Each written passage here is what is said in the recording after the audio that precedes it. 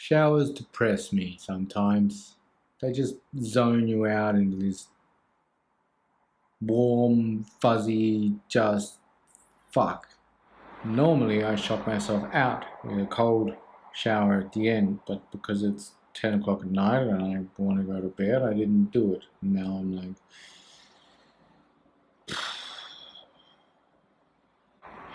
it's okay. PM Journal. Our priority is success. There were times today where I found myself definitely not aware of what reality I was in, so.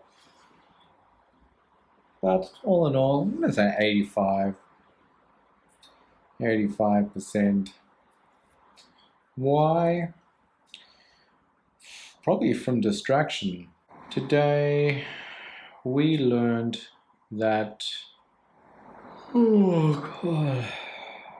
I really don't know what I learned today. I mean, I learned that if you give, people just keep taking. But I kind of already knew that. I don't know what I learned today. One thing we did well, editing. One thing we could have done better, optimized, I guess. It was a little bit all over the place today. But there is no best, only better. Appreciation. I appreciate light and I appreciate the convenience of my living situation.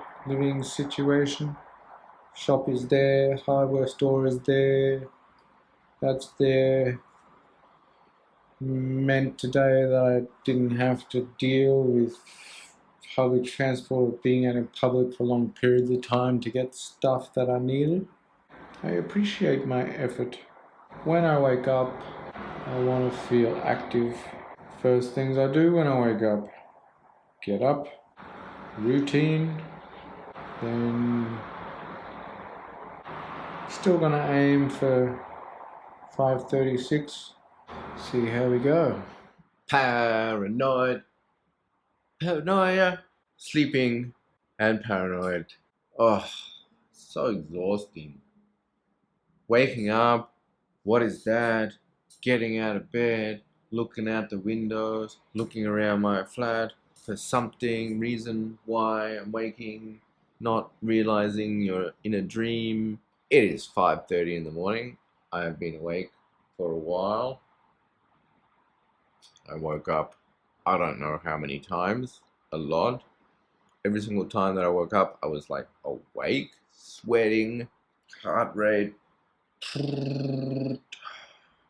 Oh, but that was my last sleep in this flat. It's time to get out of this mayhem. Let's get that done. Oh, meditation done. There's a lot going on in there today, but I have a wave of euphoria that I'm thinking about riding. You know, this artificial happiness, this artificial joy. But I think what's creating the artificial joy is a genuine feeling of achievement. And that is really the beauty of routine. You're starting your day with the possibility of a sense of achievement. Not guaranteed, possible, but also likely. Got up, like I woke up before my alarm at 5:20. I got up, woke up. By 5:25, I was out of bed, already in my morning routine, kicking things off the list. I am already winning, and it's 6:03. This is a nice feeling, but my reaction to that nice feeling is too much. I really feel like I'm achieving everything and everything is amazing. That's not real. It's very nice, but it's not real. But I think I'm gonna ride it at least for a few hours, but consciously. It feels good, and I think I can like smash it for a few hours, get my shit out of this room, chill out a little bit, and contemplate life in an empty room. See how that goes. Exercise time. Exercise. Full workout. Not more, just full workout. Breaks, I just zoned out for 5 minutes. Just knelt there on the ground, staring off into space until my foot got so sore that I was like, what am I doing? So, this happy do euphoria is definitely artificial. But I was able to bring myself back, tap back into it, and be like, yeah, okay, the darkness is there. That's for sure, like it always is.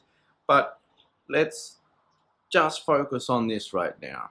Let's do this consciously and just for a few hours, just till like middle of the day. Then we give ourselves a break, probably like a 2-hour break. I reckon I'm going to give myself today because I'll be working late into the evening. And then we'll assess there, you know, how we're doing and how we're going to calibrate for however we're feeling then. If I was to do a whole day like that, that's leaving the calibration for the end of the day when you're going to be fully exhausted and maybe you don't have the energy to recalibrate and you just end up shutting down. There is a method to the madness. Yes. Oh, coffee time. I am consciously drinking my coffee with the mindset of like benefit analysis, you know, pros and cons.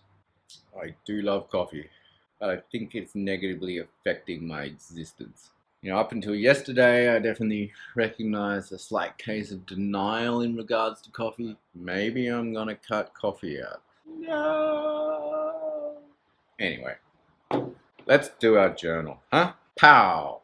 Top priority today is remove everything and clean. Nice. Starting level of game is, it is a B. Because it's not real, and after lunch I'm gonna have to build from there, I reckon. We learned from yesterday. I don't even remember what we did yesterday. We didn't even fill in that we learned. That's why. We learned from yesterday that we need to pay more attention to the actual day. What are we grateful for today? I'm grateful for my coffee, even though probably ruining my life or my stability. We are grateful for our awareness, and again I am grateful for the internet because that is where most of my education. We are one, we are loved, and I respect you. Check Trello. Need to do tomorrow. Okay, check the calendar. One appointment, 5 o'clock afternoon. Easy. Nice. Continue my research for the next half an hour. Then we're on with the day. It is 9 o'clock at night. I've still got about an hour's work to do. In total, I would have had about 2 hours break, but I didn't have like a 2-hour break in the middle of the day. I can't seem to stop for more than fucking 15 minutes before I'm started doing something else. Which is something I'm going to have to get on top of when I get back to Australia, because if I'm going to work for myself, I need to make sure I'm taking breaks or I'm going to burn myself out and have a breakdown or worse. I want to talk shortly about the practicality, the practical side of living unmedicated with paranoia. Okay, paranoia is not like OCD, okay? Like, you know, a lot of people like, you know, have to lock their door, you know, have to check the lights are off, you know, before leaving the house. And then they get a feeling of comfort, you know,